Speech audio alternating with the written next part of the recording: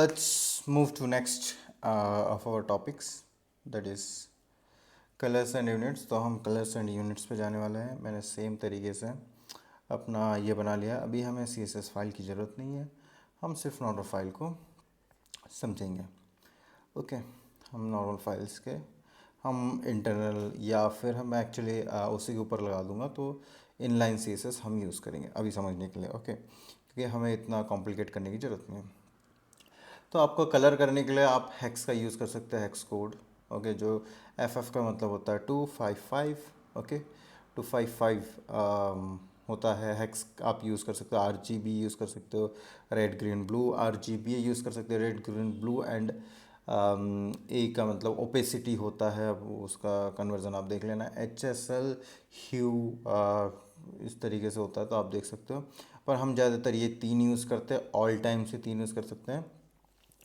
तो यदि मैं बॉडी में जाता हूँ, ओके, एंड एक डिव बना देता हूँ जिसको मैं स्टाइल दे देता हूँ height 100 pixel, okay, and width 100 pixel. अभी के लिए, अभी आपको ये भी समझना है कि ये पिक्सल्स क्या होते हैं, यूनिट्स। ओके, तो मैं इसका दे देता हूँ और मैं इसका देता हूँ बैकग्राउंड कलर, तो आपके समझ में आए। तो आप नॉर्मल कलर का नाम लिख सकते हो, जैसे मैं सियान, साइन, जो भी कलर दे दूँ वो हो जाएगा। अदरवाइज़ आप हेक्स कोड दे सकते हो, जिससे आपको रेड देना है तो हेक्स कोड में हैश से स्टार्ट करते हैं, तो पता चलता है कि ये वो हेक्स कोड है। ओके, तो आपके पास तीन होते हैं, एक तो R, okay, G and B। तो दो R रिप्रेजेंट करते हैं दो position of particular hex code का। हेक्स कोड आपका मतलब होता है 16 का बेस। तो आप 16 का बेस लोगे, 1 2 3, ओके, 4 5 6 7 8 9, एंड देन 9 के बाद आपका क्या होता है कि ये 9 तक चला गया। अब आपका एक्चुअली 0 से स्टार्ट होगा। तो ये आपका 10 का बेस हो गया जब 0 से स्टार्ट हो रहा है, पर आपको 16 का बेस तक ले जाना है। तो आप A यूज़ करते हो, B यूज़ करते हो, C, E एंड F। तो यहाँ तक आपका टोटल बेस जाता है 16 का।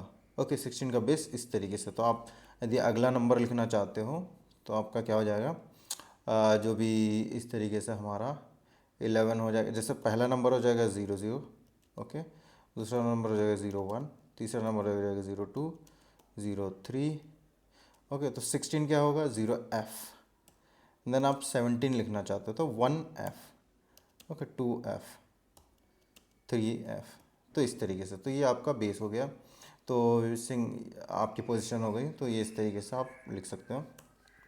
तो हेक्स और समझना है तो आप ऑनलाइन सर्च कर सकते हो। तो इस तरीके से मुझे यदि रेड चाहिए, एकदम पूरा रेड, तो मैं 255 दे दूंगा। और दूसरे ग्रीन नहीं चाहिए मुझे, ब्लू नहीं चाहिए, तो मुझे ओनली रेड कलर मिलेगा। ओके, यदि मैं फर्स्ट के RR में रेड को 00 कर देता हूँ, फिर हमारा ग्रीन आता है, फिर ब्लू आता है, तो हम कर देते हैं तो ब्लैक कलर हमें मिलता है। यदि मैं सारे कलर मिक्स करता हूँ, सारे कलर को ही मैक्सिमम दे देता हूँ, तो ऑटोमेटिकली ये मुझे वाइट कलर दे देता है। ओके, यदि मुझे सिर्फ ग्रीन चाहिए तो मैं रेड को 0 दूंगा, ग्रीन को दूंगा, फिर मैं ब्लू को 0 दूंगा, तो ऑटोमेटिकली मुझे ग्रीन कलर मिलेगा। तो इस तरीके से आप हेक्स कोड यूज़ कर सकते हो।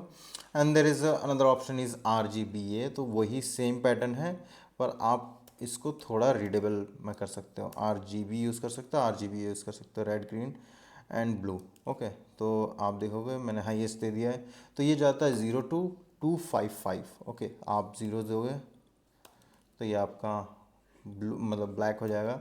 आपने इसको 255 दे दिया रेड को, तो ऑटोमेटिकली रेड मिलेगा आपको। वही सेम प्रोसेस पैटर्न में फॉलो कर रहा हूँ जो मैंने उसमें फॉलो किया था, आपको ग्रीन मिल गया। आपने ग्रीन सबसे ज़्यादा दे दिया, एंड द लास्ट वाला हमारा जो होता है रिप्रेजेंट करता है ब्लू को, तो आपको ऑटोमेटिकली ब्लू मिल जाएगा। ठीक है, VS कोड में आप ऐसे सेलेक्टर भी यूज़ कर सकते हो, तो आपकी मर्जी है आपको क्या चूज़ करना है। ये HSL का भी आप यूज़ कर सकते हो। तो एक ही मतलब अलग अलग तरीके हैं कलर को रिप्रेजेंट करने का, पर आप मतलब जो चाहे वो यूज़ कर सकते हो। ओके, आपकी मर्जी है। तो अलग अलग तरीके हैं रिप्रेजेंट करने के, पर सभी तरीक़ों से आप कलर को रिप्रेजेंट कर सकते हो। तो आप ये यूज़ कर सकते हो। ओपेसिटी आपको चेंज करनी है, मान लो कि इसको ओपेसिटी नहीं, मुझे 1 नहीं देनी है, 0 देनी है, तो ये पूरा ट्रांसपेरेंट हो जाएगा। फिर आप ए का मतलब अल्फ़ा होता है एक्चुअली, ओके, आप अल्फ़ा समझ सकते हो। तो आपको ये देना है 3, तो आपको थोड़ा मतलब ओपेसिटी बढ़ता जाएगा। तो ये फिर आप 1 दे दोगे तो सेम कलर आपका आ जाएगा, ओके। तो इस तरीके से आप ओपेसिटी भी मेंटेन कर सकते हो, जहाँ पर ट्रांसपेरेंसी, एक्चुअली ओपेसिटी का मतलब ट्रांसपेरेंसी है यहाँ पर, ओके। एंड देन हम आते हैं, अब हमने जो हाइट विड्थ दी थी, पिक्सल ये क्या रिप्रेजेंट करते हैं, ओके। तो हमारा पिक्सल एक यूनिट होता है, जो पिक्सल होता है वो यूनिट होता है, तो आप चेक कर लेना। तो ये pixel is nothing but a particular unit for the length in the digital screen, okay. तो आपका डिजिटल स्क्रीन में आप पिक्सल से रिप्रेजेंट करते हो। आप परसेंट भी यूज़ कर सकते हो कि पेरेंट का परसेंट जो है ना। तो मैं यहाँ थोड़ा सा इसका बैकग्राउंड स्टाइल दे देता हूँ, style, and then background colour जो है हमारा रेड हो जाएगा। वेट ए सेकेंड, ब्लू ले लेते हैं, ओके। तो हमने ब्लू ले लिया है बैकग्राउंड कलर, एंड देन इसका जो हमने अभी ये दिख नहीं रहा, तो मैं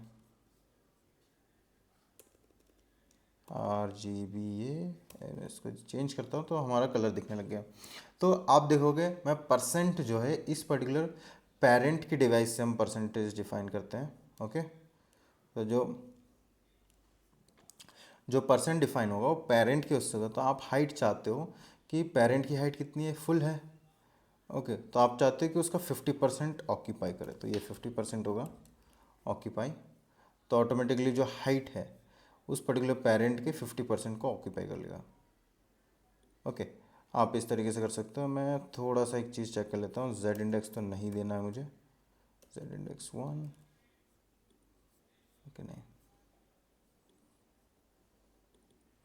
एंड विड्थ हमारा होना चाहिए 50%। मैं एक बार चेक कर लूँ इंस्पेक्ट करके ये क्यों नहीं है हमारे पास अवेलेबल। जो डिव है उसकी हाइट 0 है, और ऐसा क्यों है। जो बॉडी है उसकी हाइट, ओके। तो आप देख सकते हो बॉडी की एक्चुअली हाइट जो है ना वो 0 दिख रही है। स्विच टू, तो अब हम देखते हैं यूनिट्स कैसे काम करते हैं, ओके।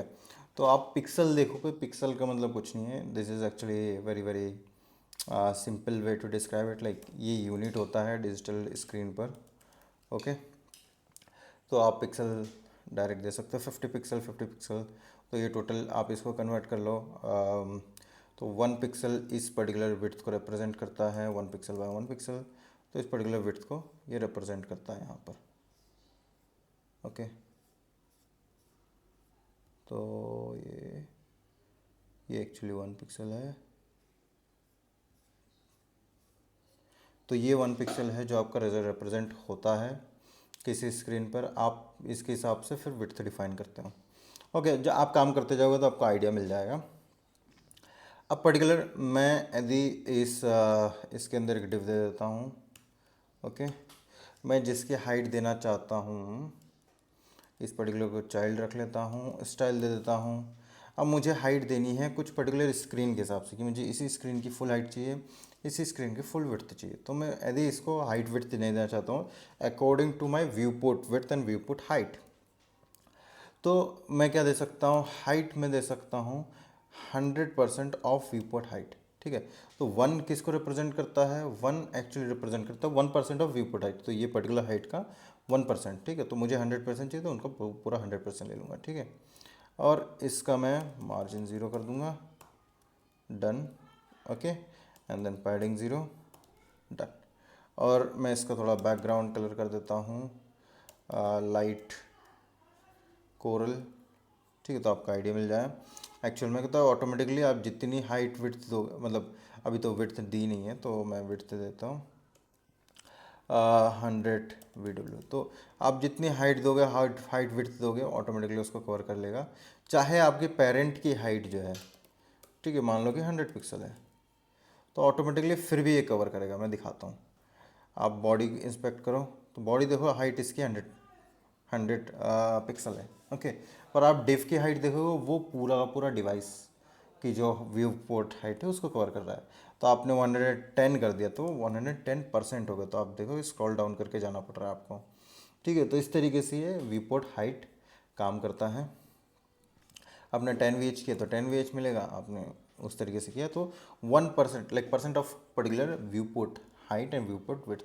तो डिवाइस की विड्थ, जो पर्टिकुलर डिवाइस मतलब स्क्रीन की विड्थ, जितनी स्क्रीन आपको मिल रही है, जितनी स्क्रीन हाइट आपको मिल रही है, तो उनको view port height and view port width में बोला जाता है। ठीक है, तो ये आपके VW एंड VH आपका ये कवर हो जाता है। ठीक है, फिर पिक्सल एक पर्टिकुलर यूनिट होती है, तो आप उसका कुछ नहीं कर सकते हो।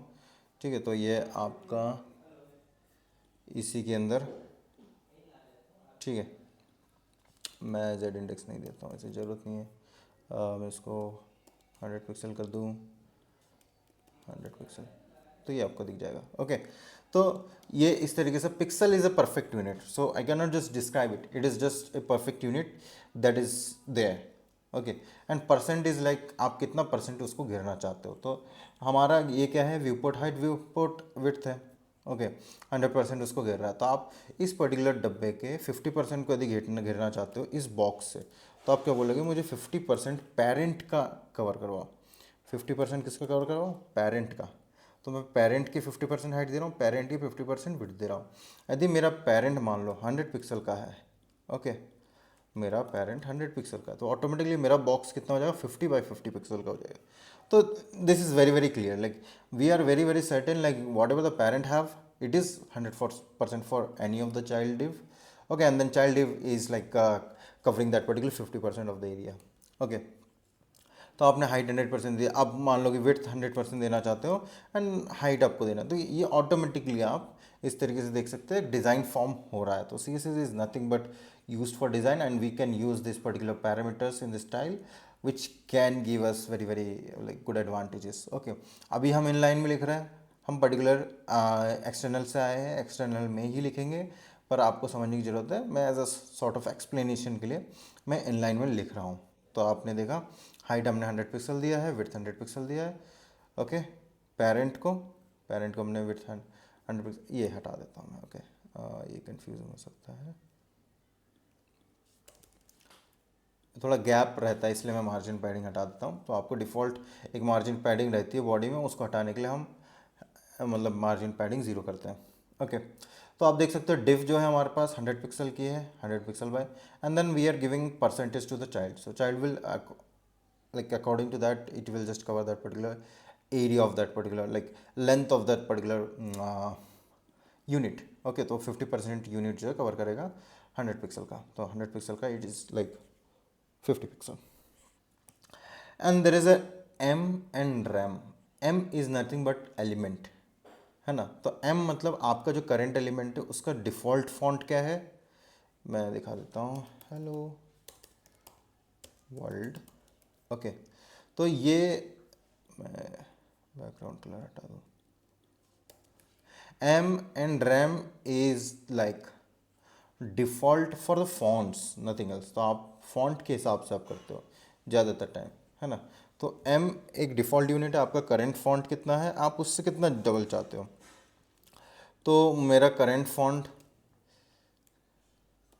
साइज़ जो है, फॉन्ट साइज़ मतलब फॉन्ट का हाइट विड्थ या जो साइज़ है, ठीक है।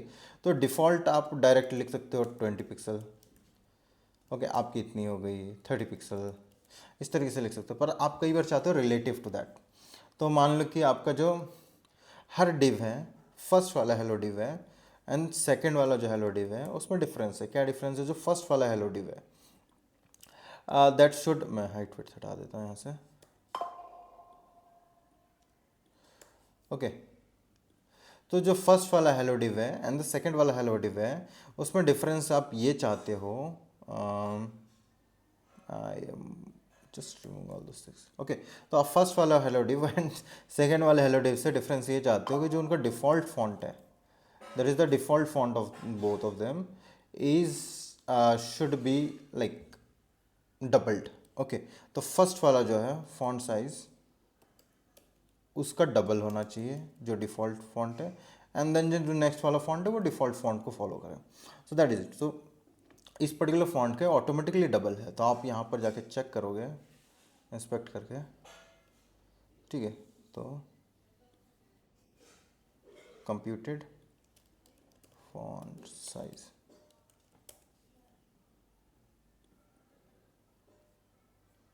Wait second, font size, okay computed में नहीं है, आप डायरेक्टली देख सकते हो फॉन्ट, ओके सेकंड वाले में तो है ही नहीं, हमने दिया नहीं, तो ये कंप्यूटेड में तो 32 पिक्सल है। तो डिफ़ॉल्ट क्या फॉन्ट है आपका साइज़ 16 पिक्सल एंड 2M का मतलब है 32 पिक्सल। तो डिफ़ॉल्ट आपको ये समझ में आ गया, तो ये डिफ़ॉल्ट को फॉलो करता है एंड देन आप उसको कितना कर सकते हो। और जो जो दूसरा वाला हमारा लॉजिक है rem, rem is nothing but root element, okay.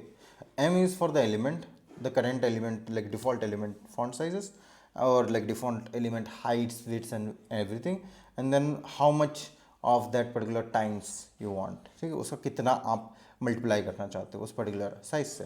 And rem is like root element के पास क्या है, जो पर्टिकुलर साइज होगा उसके हिसाब से आप कितना मल्टीप्लाई करना चाहते हो। तो दैट्स इट। तो ये आपका दोनों कॉन्सेप्ट यहाँ क्लियर होते हैं, okay. Hello guys, like share and comment करना ना भूलें, और नए अपडेट्स के लिए डिस्क्रिप्शन एंड आई बटन को चेक करें। एंड 1-to-1 ट्यूटोरियल्स के लिए, 1-to-1 मेंटरशिप के लिए आप मुझे डायरेक्ट कॉन्टैक्ट कर सकते हो ईमेल पर। Thank you.